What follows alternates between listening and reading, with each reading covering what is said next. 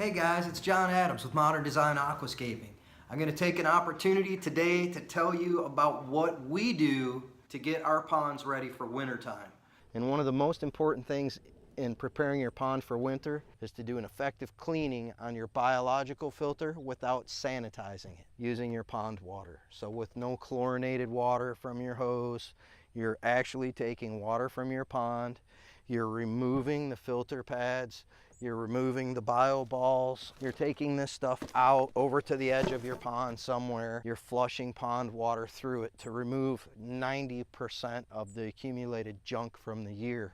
And that is really the key to a great cleaning on a biological filter, is to remove the solids and the majority of the mass without disrupting your beneficial bacteria, because that keeps your water healthy, keeps your fish happy, everything is rocking when your beneficial bacteria is doing good. The next thing I would like to talk to you about is your mechanical filter. So for us, that being most of the time is a skimmer box, and maintenance on that skimmer box is going to include several things. We want to do a complete cleaning on that skimmer box. What that involves is to remove and clean the rigid debris basket. Then you're going to get the filter pads, take apart your check valve, and you're going to pull out the check valve, pump, and the filter pad support rack so that everything is out of the skimmer and it's able to be cleaned.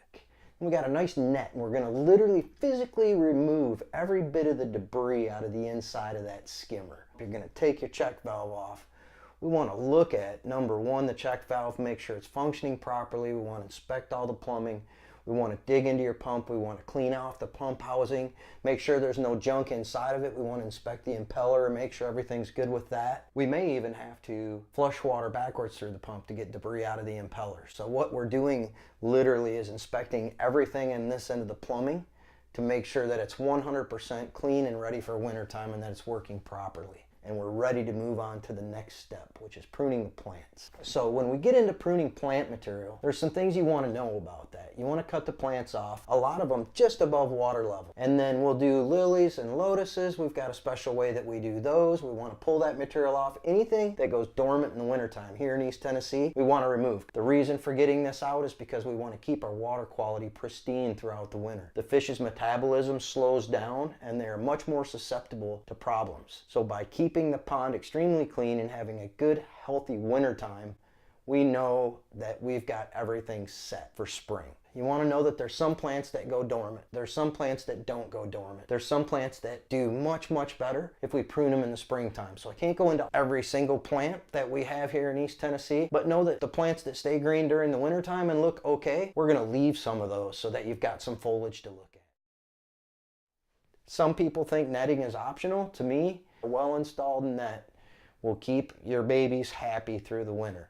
So I highly recommend doing that. We're going to get in there. We're going to knock in some rebars around the outside edge. We're going to put a support system up over top of the pond, and then we're going to stretch a net nice and tight so that everything bounces off, slides off the outside and stays out of the pond. And we're going to staple that down carefully so that we don't puncture liner or plumbing around the outside edge of the pond. And we're going to get all that ready to go. That is our last step. So the last couple things I want to say as we wrap this video up. Number one, don't feel overwhelmed. We're here to help you. So if this seems like more than you can tackle on your own, just give us a call. Number two, don't forget, for the health of your ecosystem and for the digestive health of your fish, make sure that you're using the proper food for water temperature and feeding frequency. And also make sure that you're using the proper bacteria for the water temperature. So if this has been a great video, like, comment, subscribe. We'd love to hear from you. Give us a thumbs up. Thanks.